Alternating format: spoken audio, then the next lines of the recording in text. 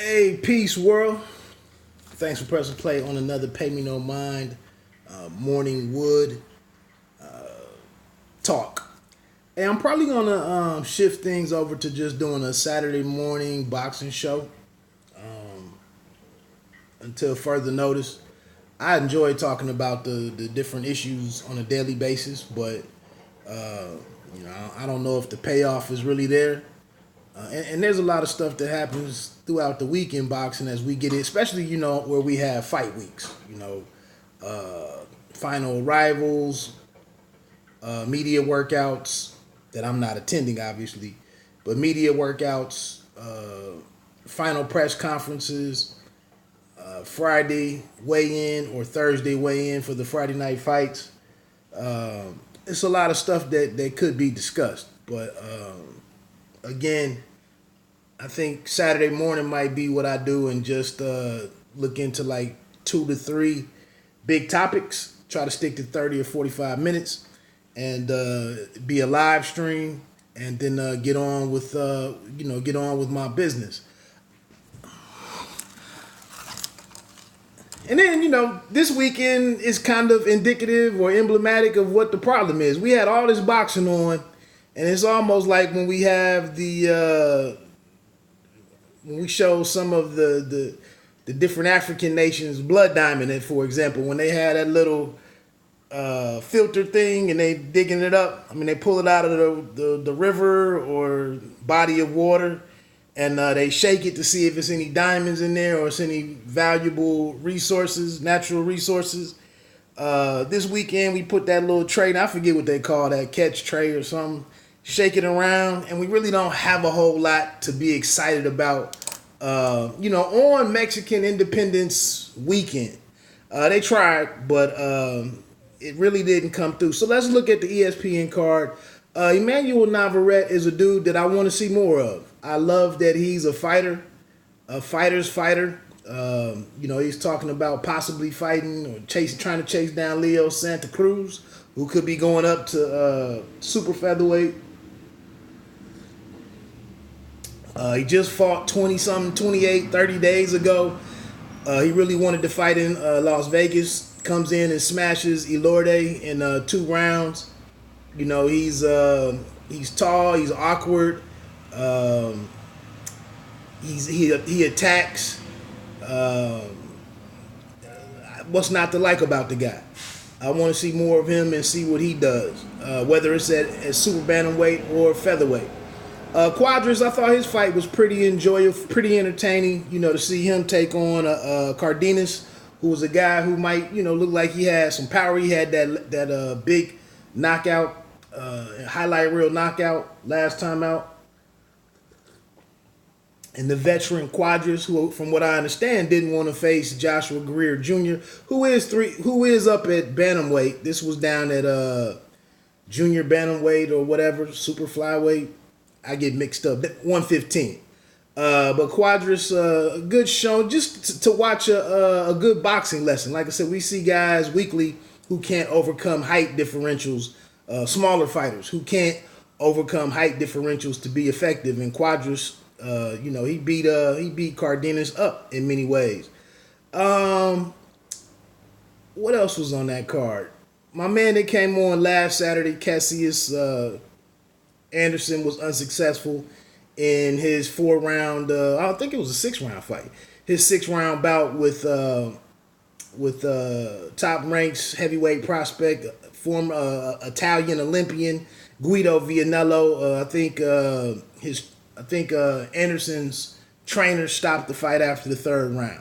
I was looking at some of it on the giant screen at T-Mobile Arena as they were finishing up, making their final comments. The ESPN guys, Max, Tim, Andre, and Kriegel. I was watching it on the big screen, trying to. But let's get into the main event that night, Fury versus Otto Wallin. Wallin got the 3rd round cut, landed the left hook, the left hand shot that split an area above Tyson's right eye open. And that was the story of the fight until the end of the fight. I will say,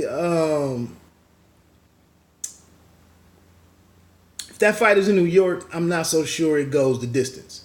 If it's in California, maybe it doesn't go the distance. But it's in Las Vegas where uh, it's boxing friendly, boxing business friendly, and different things happen there repeatedly. So they got the leeway for it to go on.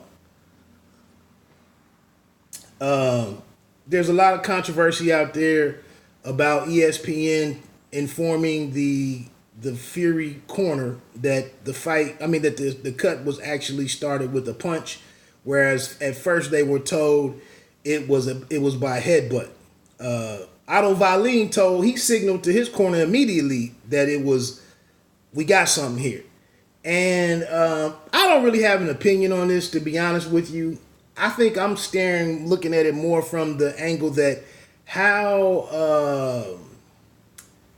the ineptitude of the Vegas Boxing Commission, Athletic Commission, for there not to be any awareness, any protocol to make sure to go back to the corner and make sure that they understand what's what.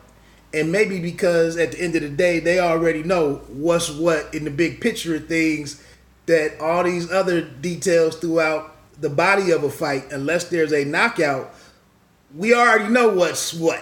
Maybe that's what it is. So I guess I'm more sitting here taken aback that the people over supervising the fight are kind of clueless. And I've never heard an on-air person tell the ringside reporter to go get a specific detail, like go do that and make that happen. Very awkward. I realized that Wallin landed the most punches ever landed on Tyson Fury. I didn't see many prolonged moments, big moments for Otto Wallin from the fourth round until we get to the 12th round. I didn't see many prolonged moments where he either had a big flurry or combination to try to to worsen that injury, to push the TKO. I saw him a lot of it just trying to deal with what was being done to him. He was being dictated to. That's what I saw. In terms of Fury, he doesn't have the power to alter fights like that. He just doesn't. But he was doing everything he could to force the issue and to try to get the stoppage. So, and then I think how he got there, maybe the celebration, the entrance, the ring walk, maybe too much energy and time is being put into all of that for, to come in and get off to a great start against a guy who has had some extensive sparring. And a guy who was coming in trying to put forth the effort that wouldn't make him look like Tom Schwartz. So I don't take a whole lot from Wallin being a player, and moving forward in the division. Conversely, I think if that was Michael Hunter, I think Michael Hunter would have been able to do the things to get that fight stopped. A couple other guys probably. But I just think, maybe Fury was coming in, maybe a little slower start from the ring walk festivities. Maybe he's looking to get some rounds, being that he didn't, some meaningful rounds. And then things just, he had an issue that he had to deal with. I don't know. The late February fight could be in jeopardy. I heard it was like 47 stitches for Tyson Fury. I saw somebody I saw some very weird analysis of the fight. One guy, online was saying that a trainer told him 40 years ago that when a fighter who never gets cut starts getting cut, that's a sign that his reflexes are slowing and all of this other stuff. And I'm like, how is he starting to get cut? That's the first cut that he's had since the aughts. What do you mean that it's a sample size of one. And it was the perfect situation for when that cut happened. It was in the corner. His hands were kind of down, kind of getting ready for the clinch. And, you know, and the cut, and I mean, and the shot comes up top while he's focused on down here. And the perfect angle, and he gets cut. But how was that anything about how was that indicative of a decline? Just reaching for different things. Like, it happens in boxing. So anyway, you know, the fight still could happen. I mean, Ortiz could have some things to say about that when he gets his crack at Deontay Wilder. It was a heavyweight fight, and it was boxing where things happen. You know, it can get off script, and it's good that this fight that we had little expectations for. It's great that it ended up being as dramatic as it was, although it was still a one-sided fight for the meat of the fight. The most important parts of the fight were one-sided. Getting over to this Golden Boy card, without Ryan Garcia being on there, this card really took a big hit for me. Really quickly, Romero Duno, I didn't see anything in him per se for it to be a open and shut, a definitive winner between him and Ryan Garcia. I didn't see that. It was unfortunate what happened with Avery Sparrow. I thought that was going to be a really entertaining Saturday night fight and tell us a lot that we need to know and want to know about Ryan Garcia. It didn't happen. Franchise Cruz DAZN ends up facing Maricelo Cornejo, who she already fought before and defeated by, damn near 9-1, 10-0. Cornejo did put up a better fight this time around. I'm looking forward. I'll probably interview Franchise Cruz when she's in town this Saturday for her husband's fight here in nearby Cincinnati. But I'm gonna keep it funky, man. She got a pretty reckless style, and she's working with Barry Hunter. Her husband, Glenn DAZN Jr., is a fighter. But her lunging and that long reaching in, leading with her head to throw her shots, it's just dangerous, But it might be a matter that there's no women out there that can really capitalize on it. We know the above welterweight, even getting to welterweight, the women's ranks are pretty thin. And it just might not be anybody to offset her aggression, and her the punching power that she does have. Nobody willing to mix it up on that level to try to capitalize on it. But she got caught quite a number of times by Cornejo. Cruz is mixing it up. I'm here to bang. She's there for all action. I just wish, and I mentioned this about Jessica McCaskill, who will be fighting, defending her title against the woman that she took it from October 12th at Wintrust Arena in Chicago on the Usyk card. She's another one.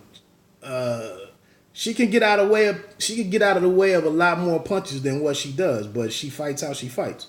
Franchise Cruz DAZN. It's a shame that her and Alicia Napoleon can't get this fight on and kind of do the same thing as Hardy and Serrano from Friday night on DAZN on the Devin Haney card.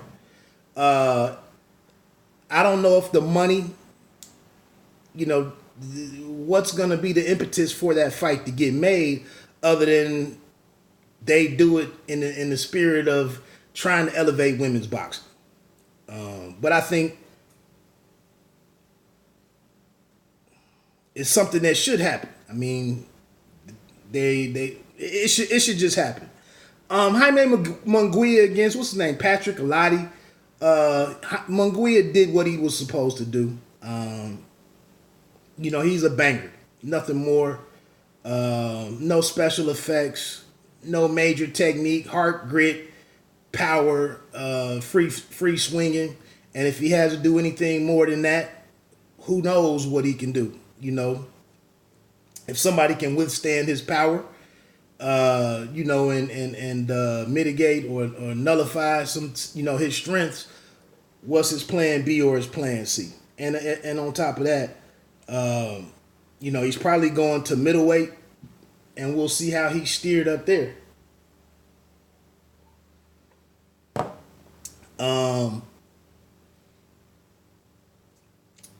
And back to the Romero Duno fight, I can't remember the cat's name that he fought, but he seemed to not want to fight, or something was going. He came in 4 pounds overweight. They still took the fight, and it was over after the 4th round or something. Delgado.